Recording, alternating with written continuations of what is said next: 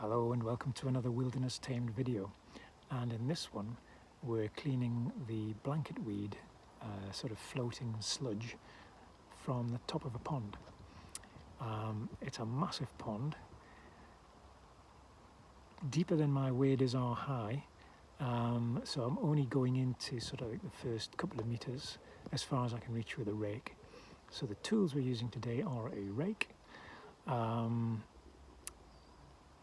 and a net, probably for some of the leaves. Yes, a net can get in the pond herself and clear off the leaves.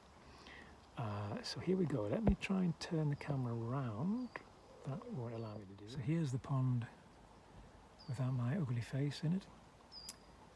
So you can see all the little bright green heaps around the edge. That's what we've dredged out from the surface and from under the water as well, tangled in amongst the weeds. The water flow has really slowed down to a trickle from what it was earlier this morning. I'm not quite sure what's happened there. It's like somebody's turned the tap off, because it is a natural stream-fed pond. There's another pile of gunk, more piles of gunk. So the reason for the blanket weed is fairly obvious as we stand up and have a look into the water. You can see into it.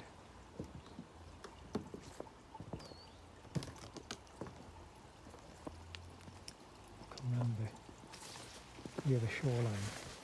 As I've been dredging out, there's been an incredible number of predators. So like these chaps on the surface, pond skaters and water crickets are all predatory.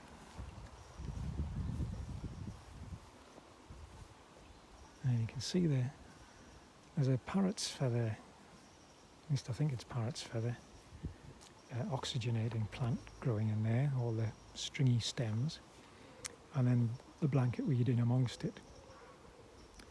Now let's just venture down to the water's edge and have a look at what's in here. There's water boatmen, like a ridiculous number of water boatmen. Again, predatory insect. There was also a lot of dragonfly larvae. Again, a predatory insect, and lots, quite a healthy population of palmate newts, juveniles and females. And as I've probably mentioned in other videos, the female newts are generally the last to leave a pond because they've got several hundred eggs to lay, and it can take them quite some time to lay each egg individually. They don't lay in sort of multiple clumps like frogs or in strings like toads, and each egg has to be neatly folded into a leaf. Now this parrot's feather might provide them with egg laying opportunities, but failing that, it's going to be fallen leaves that have dropped to the bottom of the ponds, as there's not much else in here. So everything I've mentioned there are predators. They're sort of top level predators within a pond. I've come across virtually nothing in the way of primary herbivores in the food chain. So, I haven't seen a lot in the way of Daphne. Daphne is the water fleas. There's no pond snails that I've seen. They're fairly obvious. Would have thought I would come across some pond snails. There's been a few, but not very many, water shrimp things, the little sort of almost look like woodlice at the bottom of the ponds. Hardly any of those. So there's nothing really to graze on the algal blooms.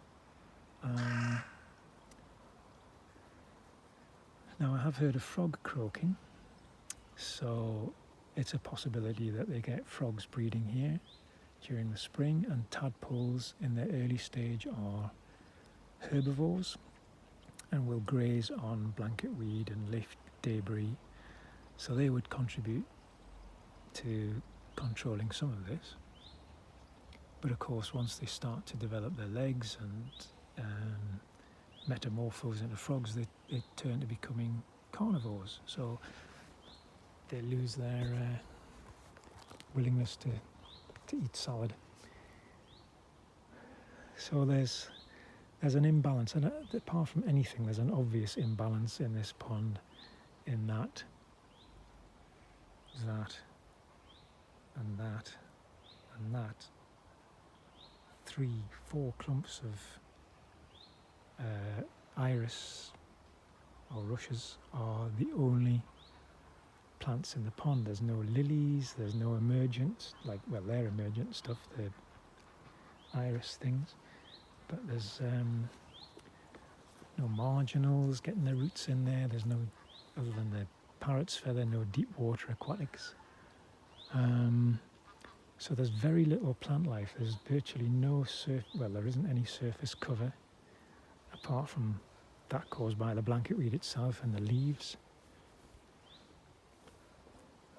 So there's a massive amount of direct sunlight hits the pond. There's a lot of leaf debris from the willow. It looks fantastic, but it's actually a nightmare to have hanging over a pond. There's an evergreen shrub in the background there, constantly dropping leaves in, and there's these huge conifers constantly shedding leaf, needles or fronds or whatever you want to call them, into the pond as well. So there'll be a huge build-up of organic matter, and again, because of the lack of sort of grazers in the pond, not much to help convert that organic matter into quickly converted into silt, and there's just no plants absorbing all those nutrients through the root systems. So hence constant battle with blanket weed. So over time we're going to look at redressing that balance and hopefully improve this pond with a nice diverse mix of vegetation, and I also might have to look at introducing some invertebrates. Anyway, I'm going to go around now and fill the wheelbarrow with these piles of sludge, get rid of those, and then go around again with the net and skim off the surface to get rid of the leaves. What fun! So here we are under the willow that hangs over the pond.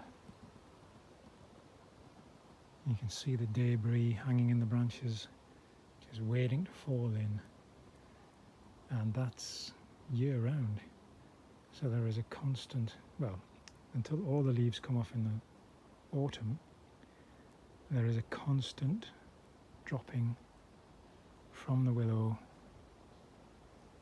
of older leaves down into the pond.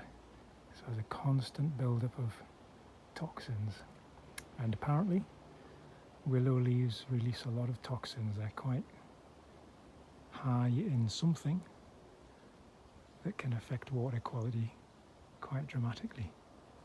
So although a weeping willow is a kind of a bit of a cliche, hang a willow over a pond because it looks nice.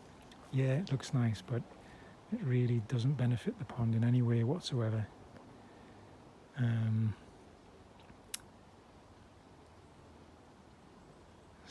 So this is a problem. We are going to look at crown lifting this, but that doesn't really get away from the fact that there's still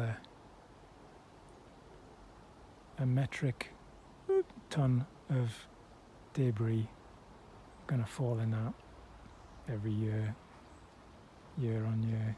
You getting seasick yet? I've waved this phone around quite a bit. Sorry about that.